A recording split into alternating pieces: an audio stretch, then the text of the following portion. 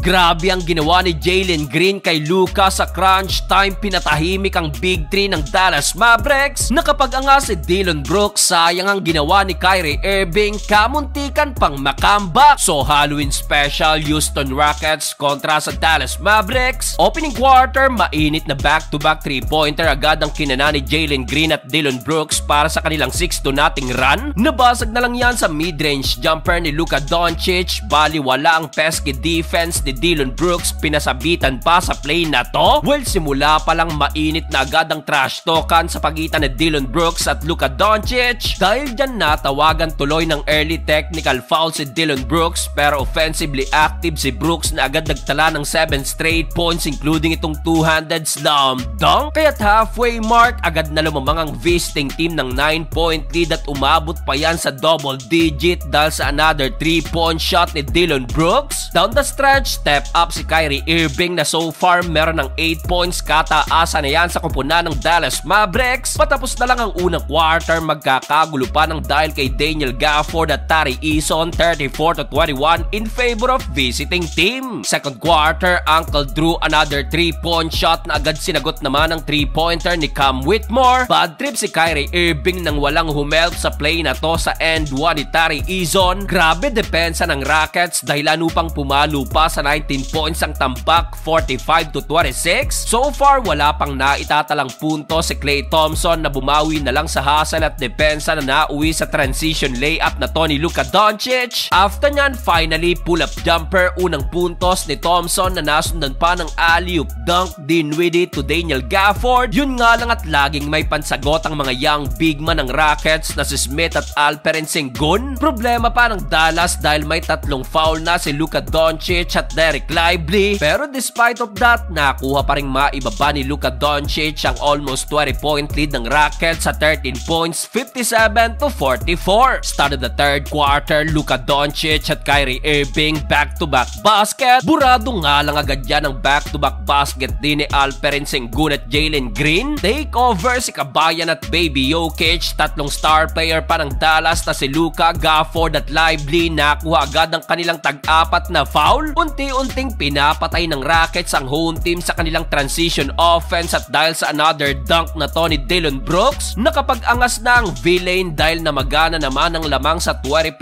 points. Pero Kyrie Irving hindi pa rin nauubusan ng pag-asa at mainit na binabayan ni Uncle Drew sa 16 points including itong buzzer beater fall-away jumper, 88-72. Fourth and final quarter, ibang klase talaga, parang prime Kyrie Irving na naman, another step back 3-pointer, iwan ng depensa ni Dillon Brooks, hindi pa nagmiminti si Uncle Drew, 5 of 5 beyond the arc. Matapos yan, nabuhayan pa ang Dallas dahil napa-takeover na rin si Luka Doncic at binabang lamang sa single digit. Under 7-minute mark, Kyrie Irving to Marshall, baba sa 7, 91-84. Klay Thompson nakisali na rin sa momentum ng Dallas Mavericks, back-to-back 3-pointer, baba sa 4, 98-94. Nabasag na lang yan sa layup na to ni Jalen Green, pero Luka again kumana ng top of the key 3-pointer. Pero may pansagot pa rin si Kabayan, pinatahimik ang Dallas sa harap-harapang tinirahan ng 3 si Luka Doncic. Di pa tapos ang laban, Luka Doncic again sumagot na naman ng another 3, 103-100. Kaso sa dulo, mas nanaig pa rin ang V-Lane. Dillon Brooks kumana ng dagger turnaround jumper, sayang ang near comeback na nagawa ng Dallas Mavericks.